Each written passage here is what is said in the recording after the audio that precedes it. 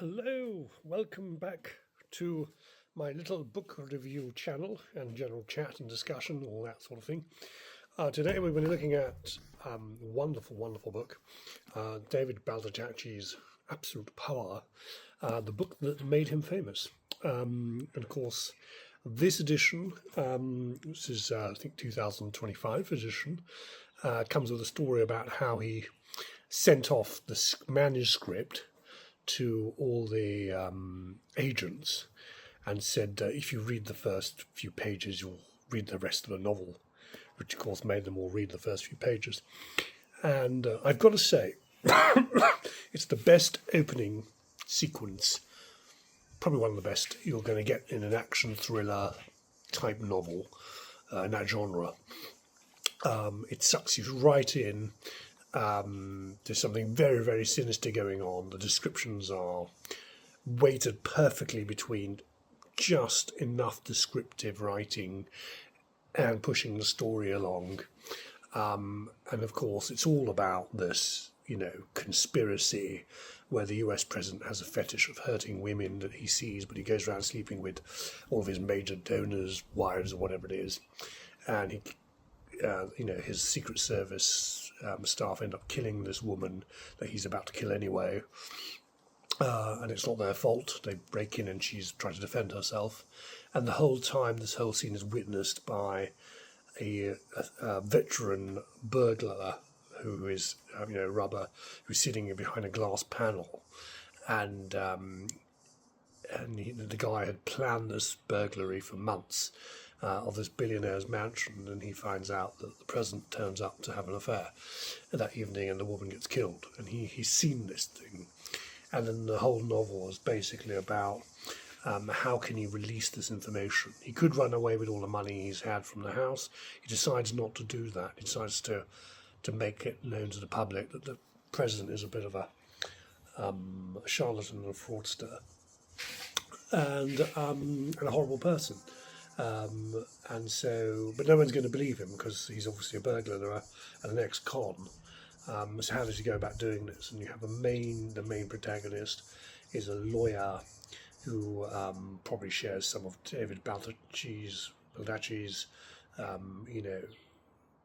corresponding character traits. I think you see a lot of his worldview through this person, and a lawyer who's going out with someone very wealthy, then because of that relationship, this lawyer, Jack Graham, has become a partner, unexpectedly, of a large law firm.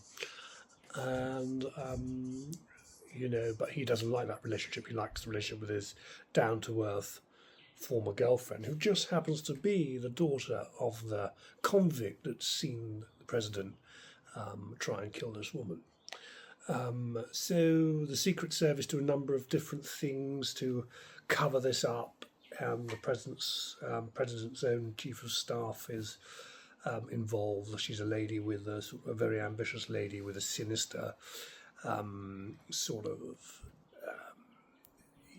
she's very sinister in the sense she's always trying to do the wrong thing in the wrong way just to climb the political ladder. And in the end she gets her comeuppance, and so do the Secret Service guys. But the only reason the good guy wins is because one of the Secret Service guys makes a confession and sort of shoots himself. So the ending perhaps was a little bit that beauty of absurdity in it, that sometimes these things need to have. I mean, the whole thing, is there for your entertainment. So Absolute Power, what do I think? Brilliant in many places. Actually, overall, I'd say pretty brilliant. Sometimes you get with the first novel, it's little bit going on for too long. When I wrote my first novel, I almost went on and because you get addicted. And actually, that's a good sign. I think Lee Child was saying something similar. I think in one of his interviews that you start to become addicted to the character, which is a good sign that maybe more novels will come and that you're going to get into your writing. But it's a very good novel. It could have been shorter, but I think that's maybe also reflective of when it was published, which was in the mid 1990s. where things I think were seen to be a certain length, and prose was a little bit more descriptive than it is now, maybe in commercial fiction. No, not for everyone, but that seems to be a trend that I see anyway. Yeah, I recommend. I mean, it'd probably take you a weekend, maybe more. I think I did it in 9 hours, 10 hours doing other stuff. But it does keep you going. You will go to the end, and I'll give them credit for that. You'll want to finish it. Yeah, I highly recommend that. Yeah, and generally, writing. I mean, I got addicted to the second novel. My second novel, I could not stop writing the second novel. We're now doing a pre-edit phase on that novel, which will probably not be out till 2027, maybe late 26, if we're really quick about it. But Baldacci, I saw an interview with him where he has this bizarre writing arrangement of 3 tables, and he has 1 table for each type of. It's a first draft table, a print out and line edit table, and then read out loud or something table. So he does 3 different tables in his office, and he does it like that. And he's known to be a hybrid between spontaneity and planning. So he doesn't over-plan, but he does plan quite a bit. He does a lot of research. He's known for having 3 or 4 bundles on a topic and then condensing the real-life stuff into it.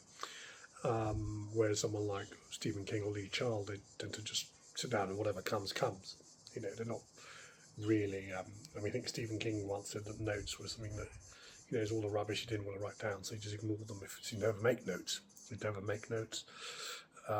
So seat of your pants stuff has the advantage of you don't know where it's going and the reader doesn't know where it's going. But I felt that there was a structure, a really good structure, in Absolute Power, and something you're always looking to learn. I think as a writer from other writers, particularly commercially successful ones, or ones that recognised by readers.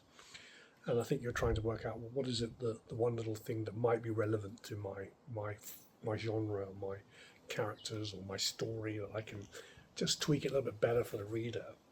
So ultimately, we're here to serve readers, of course. So yeah, things to think about. Definitely good pacing. Absolute Power.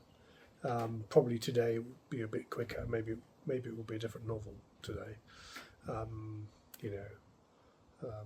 I think there's also something in these, the way politics has gone, that post-Nixon, pre-Nixon, maybe US, and even the UK, politicians were, maybe UK less so, but politicians were a bit cleaner.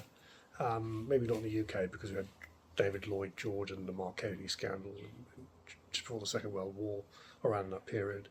But the US, there was an idea of politicians were relatively squeaky clean, and then Nixon comes along and it's a little bit shady after that, and you've got Clinton and Clinton's personal life anyway that got embroiled in his politics. So this is probably the timing of this novel is probably just right of when it was written. I think today it would be maybe a little bit a theme that people are too familiar with.